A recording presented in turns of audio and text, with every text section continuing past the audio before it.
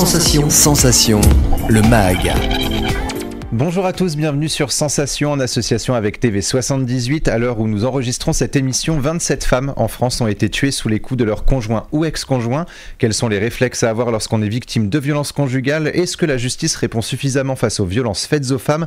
Les lois doivent-elles encore évoluer? Pour en parler avec nous, je suis aujourd'hui avec Jonathan Portier, directeur de l'association France Victime 78. Bonjour. Bonjour.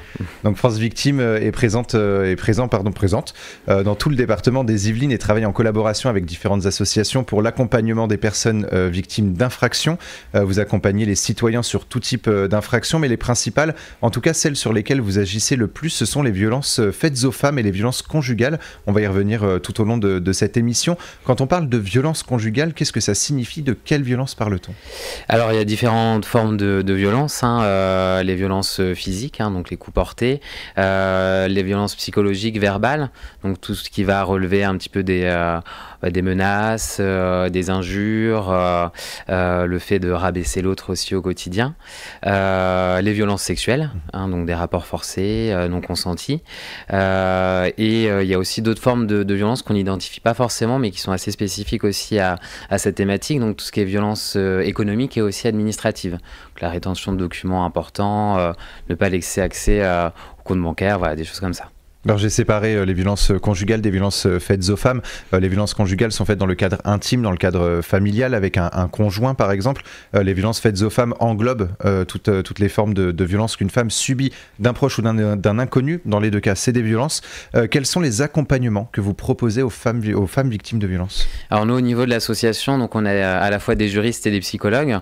Les juristes vont pouvoir informer toute victime sur leurs droits face à l'infraction qu'elles ont subie, les accompagner un petit peu dans les démarches en lien avec la procédure judiciaire et donc les psychologues vont pouvoir proposer un espace de parole pour traiter un petit peu les conséquences liées à l'infraction.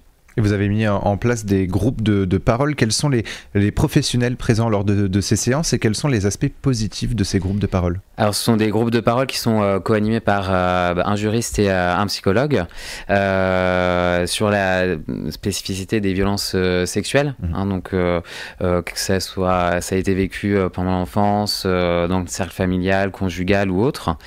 Et vraiment l'intérêt de ces groupes, c'est de rompre l'isolement. Pour ces victimes qui souvent ont un sentiment de culpabilité, ont des conséquences et des symptômes qui perdurent des années après les faits. Donc voilà, l'idée de ce groupe, c'est vraiment d'avoir un espace pour parler un petit peu de ces difficultés et trouver des solutions ensemble pour aller mieux. Vous avez justement reçu des témoignages finalement des personnes qui ont suivi ces groupes et qui ont réussi en tout cas à avancer, à se reconstruire après un choc comme ça? Oui, alors c'est complémentaire après un suivi individuel, mais la fonction de groupe permet aussi de trouver un nouvel espace, de trouver aussi de nouvelles personnes, et dans plusieurs groupes qu'on a pu faire, il y a vraiment eu un lien, un mouvement de groupe qui s'est créé et qui permet de trouver du soutien, même si l'idée c'est d'aller mieux, mais c'est jamais linéaire. Il y a des moments où on va un peu moins bien, et du coup le fait d'avoir aussi ces fonctions de soutien à côté, ça permet de passer un petit peu aussi ces épreuves un petit peu plus facilement. Alors la libération de la parole a été positive pour de nombreuses femmes, pourtant elles sont encore nombreuses à rester avec leur conjoint violent ou n'arrivent pas à se défaire d'un ex violent. Une forme de culpabilité, vous l'avez évoqué, les envahit et bien souvent au travers des propos et des actes de l'auteur de violence. En tant que proche, témoin ou suspicieux, comment faire pour faire comprendre à une femme qu'elle n'est pas coupable mais victime? Alors c'est toujours compliqué la position du proche. Au niveau de l'association, c'est aussi une partie du public qu'on peut accompagner. Les conseils que je pourrais donner, c'est vraiment de rester en soutien, puisque là malheureusement, sauf danger imminent, on peut pas faire les démarches pour la personne. On peut pas aller déposer plainte pour son frère, pour sa sœur, si la personne est majeure. Donc c'est vraiment être en soutien, essayer d'informer au mieux aussi, en se mettant en lien avec les structures d'aide aux victimes ou toute autre association qui peut aussi les accompagner, pour essayer de faire comprendre, en tout cas de signifier à la personne que là ce qu'elle vit c'est violent, c'est pas normal, et qu'il y a des démarches possibles. Alors, on a évoqué justement les propos des fois des auteurs de violences, notamment quand il y a un enfant l'auteur de violence bien souvent dit si tu pars, tu ne reverras plus ton enfant. Est-ce que c'est vrai ou est-ce que justement on estime que si l'homme est un danger pour la femme, il peut être un danger pour son enfant aussi? Alors c'est vrai que c'est souvent un levier malheureusement. Dans beaucoup de situations, hein, l'enfant devient objet et donc va être un levier pour justifier les violences ou pour en tout cas faire en sorte que la situation reste comme ça. Dans beaucoup de situations, du coup la violence aussi peut s'étendre et donc on va avoir aussi des violences faites faites aux enfants. Mais sur ce point-là, la loi elle a quand même plutôt bien évolué puisque les enfants sont même entre guillemets uniquement témoins, sont reconnus comme victimes dans les procédures. Donc en fait, dès qu'ils voient les violences, ils vont être inclus dans la procédure. Et là, depuis quelques années maintenant, dès qu'il y a une procédure qui passe devant le tribunal pour des faits de violence conjugale, les enfants sont cités en tant que victimes aussi dans la procédure. Alors que doit faire une femme victime de violence? Quels sont les réflexes à avoir? Vous avez dit que l'essentiel, ça serait justement de porter plainte pour en tout cas se protéger, avoir une trace. Est-ce que c'est le premier réflexe à avoir quand on est victime de violence? Alors, dans tous les cas, effectivement, oui, c'est l'appel à la police, à la gendarmerie, le dépôt de plainte. Alors après, on sait que c'est pas forcément une démarche très facile. Ça implique beaucoup de choses aussi. Il y a beaucoup d'appréhension sur d'éventuelles représailles. Et donc, il y a aussi cette question peut-être de la mise à l'abri d'un logement d'urgence. Donc là, il y a des structures aussi qui existent, qui accueillent ce public spécifiquement. Des permanences aussi en termes d'action sociale qui existent dans l'urgence.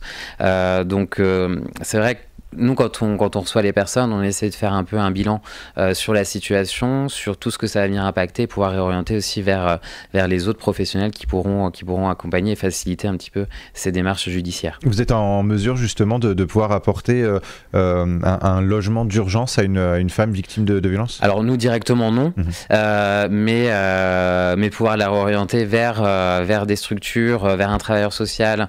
Vous avez aussi tout ce qui est intervenance sociale en commissariat ou en gendarmerie, qui vont être des relais finalement pour faciliter cette mise à l'abri et cette recherche de logement. Alors justement, vous travaillez avec la maison, la MCPFF, il me semble. Oui, la gendarmerie, voilà, la maison de protection des familles. Voilà, de Bois d'Arcy, le CIDFF et l'association DIR, donc vous avez des multiples partenariats. À quoi servent ces partenariats? Est-ce que ça vous permet d'aller un peu plus loin dans l'accompagnement et dans le conseil aux victimes? Alors oui, effectivement, c'est vrai que notamment avec la gendarmerie, on tient aussi des permanences dans leurs locaux de façon régulière, donc ça nous permet d'être en lien, de faciliter l'orientation, d'organiser aussi des dépôts de plainte en fonction, suivre aussi l'évolution des procédures. Et pour les autres associations, donc on va aussi essayer de connaître nous l'ensemble des partenaires du département, voir les départements aussi limitrophes, mais l'idée en fait quand on reçoit le public, c'est effectivement nous de les renseigner sur notre champ de compétences qui est le droit pénal, mais on sait très bien que l'infraction elle va avoir des conséquences sur différentes sphères et que ça va amener d'autres problématiques. Donc on va chercher des associations spécialisées dans le droit du logement, le droit de la consommation, des choses comme ça. Donc on essaie vraiment de se mettre en lien avec ces différents partenaires pour proposer finalement une prise en charge globale. Donc vous l'avez dit, plusieurs lieux d'écoute dans le département des Yvelines. Vous allez notamment ouvrir une nouvelle permanence de soutien psychologique à Montfort-l'Amaury. Quels sont les objectifs de ces permanences et de ces lieux d'écoute? Alors l'idée, c'est de pouvoir en fait rendre accessible les services de l'association au plus grand nombre. Et donc notamment là sur des zones plus rurales, ce qu'on avait déjà commencé à faire un petit peu l'année dernière en développant aussi de nouvelles permanences. Le soutien psychologique, nous, à l'association, était uniquement à Versailles. On l'a développé sur l'est du département au niveau de Maison Lafitte. Et on s'est rendu compte aussi que sur l'ouest du département, il y avait aussi une demande, un besoin. On y tient déjà des permanences juridiques sur ce secteur. Donc là, l'idée, c'était de pouvoir avoir un point relais pour ce soutien psychologique qui est pour le coup indispensable. Et donc ça pourrait de toute façon réévoluer encore si les besoins sont ailleurs, vous pourrez de toute façon rouvrir d'autres permanences En fonction des capacités, oui, on est toujours façon à l'écoute. Nous, c'est de répondre aussi aux besoins. Donc si on est en mesure d'y répondre, on va essayer de développer.